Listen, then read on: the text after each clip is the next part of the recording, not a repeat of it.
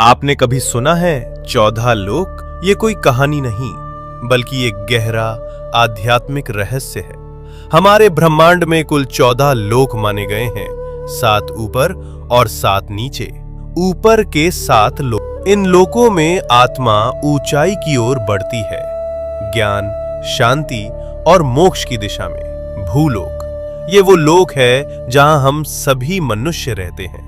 इसे मृत्युलोक भी कहा जाता है क्योंकि यहाँ जन्म और मृत्यु का चक्र चलता रहता है।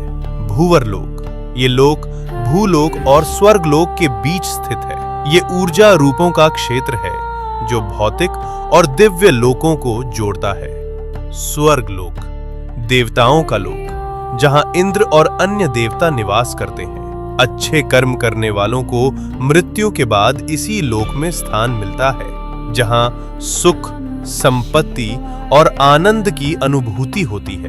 मेहरलोक, ये दिव्य ऋषियों, तपस्वियों और महान आत्माओं का निवास स्थान है, जहां वशिष्ठ और विश्वामित्र जैसे महान ऋषि तपस्या करते हैं। जनलोक, इस लोक में वे आत्माएं निवास करती हैं जिन्होंने ज्ञान और ध्यान में परम सिद्धि प्राप्त की होती है।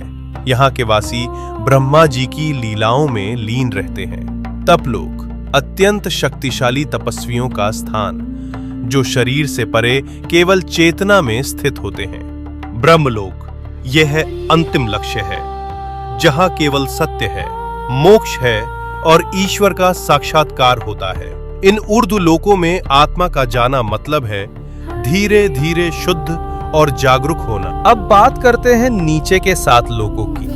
यहाँ भोग, मोह और भ्रम ज्यादा होता है। अतल लोक, राक्षसों और मायावी शक्तियों का घर। वितल लोक, जहाँ कामनाएं और भोग हावी रहते हैं। सुतल लोक, राजा बलि का लोक। वे दानवीर थे, लेकिन उनमें अहंकार भी था। रसातल लोक, जहाँ भ्रम, लालच और अज्ञान का घना अंधेरा है। तालातल लोक, छल, धोखा और झूठ से भरा हुआ लोक। महातल लोक, जहां अंधकार और अहंकार का बोलबाला है। पाताल लोक, सबसे नीचे का लोक, तामसिक ऊर्जा और इच्छाओं का केंद्र। लेकिन इन सब का मतलब सिर्फ बाहरी दुनिया नहीं है। ये 7 लोक हमारे भीतर की नकारात्मक सोच और कमजोरियों का प्रतीक हैं। तो जब हम सच्चाई, भक्ति और सेवा में लगते हैं, हम ऊपर के लोकों से जुड़ते हैं, और जब हम लालच, मोह और गुस्से में फंसते हैं, हम नीचे गिरते हैं। सोच बदलो, लोक बदल जाएगा।